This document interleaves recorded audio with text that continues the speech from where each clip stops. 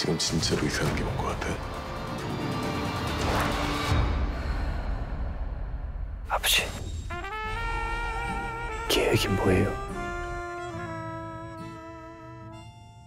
먼저 박 사장님과 캠핑을 갔는데 그때 막 아무리 이 네 식구가 이 집에서 뭐 다 출입하던 사람이지만 과외 선생님으로 운전기사로 가사도우미는 아예 입주하고 있고 근데 여기서 막 주인 술 음식 다 꺼내가지고 막 파티를 벌여요. 이게 아무리 좀 출입을 하던 사람이라도 뭔가 법적으로 좀 문제가 있어 보이거든요. 일단 첫 번째가 주거침입죄가 성립될 것입니다. 예를 들어서 기후 과외하러 들어가잖아요. 네. 과외하러 갈 때만 출입을 허락한 거고 아하. 기존 같은 경우도 과외하러 갈 때만 출입이 허락된 거고 그 기태 네. 그 송강호 씨 같은 경우도 짐을 운반할 때만 들어오라는 거였고 그거잖아요. 네. 가사도우미로 있는 충숙 같은 경우도 그 일하는 동안에만 들어오라는 거지 그냥 특별하게 범죄 목적으로 물건을 훔쳐서 먹는다든지 그 목적으로 들어오라고는 하지 않은 거잖아요. 그래서 범죄 목적으로 원래 본래 목적으로 들어간 것은 주거 침입이 안 될 가능성이 높은데 범죄 목적으로 들어갔기 때문에 주거 침입죄가 성립될 것입니다. 근데 이제 부연 이제 질문을 드리면 그래도 이 엄마는 원래 입주 가사도우미라 그 집에 내내 있는 사람이어도 주거 침입죄예요? 근데 이제 서로 공동해서 문을 열어주고 아하. 같이 들어가 공모를 했잖아요. 그렇기 때문에 공범이 될 것입니다. 주거 침입죄. 보통 이제 주거 침입죄가 굉장히 문제가 되는 게 사회에서 문제가 되는 게 그냥 일반인 출입하는데도 주거 침입죄가 되냐라고 이제 문제된 적이 있어요. 예를 들어서 주거라고 말을 하면은 그 건물만 말하는 게 아니라 네. 울타리 있잖아요. 네. 울타리 안에도 주거가 되는 거거든요. 그리고 마당까지도. 네. 그리고 공중이 출입 가능한 계단.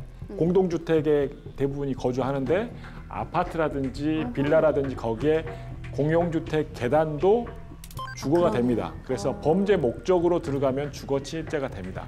신문지상에 났던 것처럼 그 강간의 목적으로 들어가잖아요. 그래서 계속 문을 두드리니까 주거 침입죄가 되고, 근데 만약 그 계단 같은 경우에 그 우유 배달한다든지 네. 신문 배달하러 들어갔다라고 하면은 주거 침입죄가 되지 않을 텐데 강간이나 절도의 또는 강도의 목적으로 들어갔기 때문에 주거 침입죄가 됩니다. 그래서 통상적으로 내가 어느 회사에 출근해서 마음대로 사무실을 갈 수가 있는데 내가 여기에 사무실에 들어가서 물건을 훔쳐야 되겠다라는 생각으로 물건을 훔치려 들어가면 주거 침입죄가 됩니다.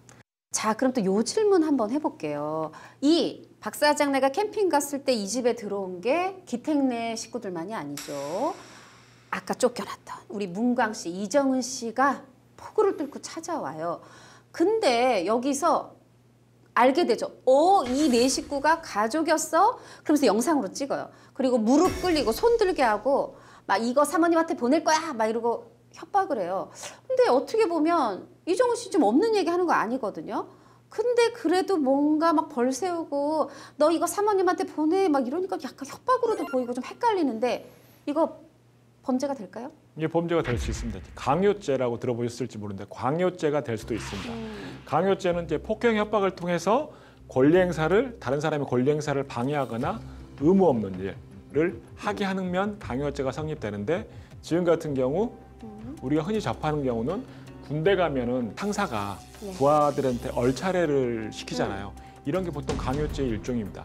판례가 있는 게 상사 계급의 그 상사가 청소가 불량하다는 이유로 원산폭격, 머리박아를 시키는 것은 그 부대원들이 머리 박아야 될 의무가 없잖아요. 그렇죠. 그렇게 의무 없는 일을 시킨 거기 때문에 폭행 협박을 통해 시킨 거기 때문에 강요죄가 성립되는데 지금 문광 씨 같은 경우는 이거를 폭로하겠다. 네. 부자 내에 그 조효정 씨와 위성균 씨한테 알려가지고 폭로하겠다라고 협박을 하면서 손들고 있는 거 의무 없는 일이잖아요. 의무 없는 일을 시킨 거기 때문에 강요죄가 성립될 수가 있습니다. 그렇군요. 근데 또 이거에 그냥 당할 기택내 식구들도 아니죠.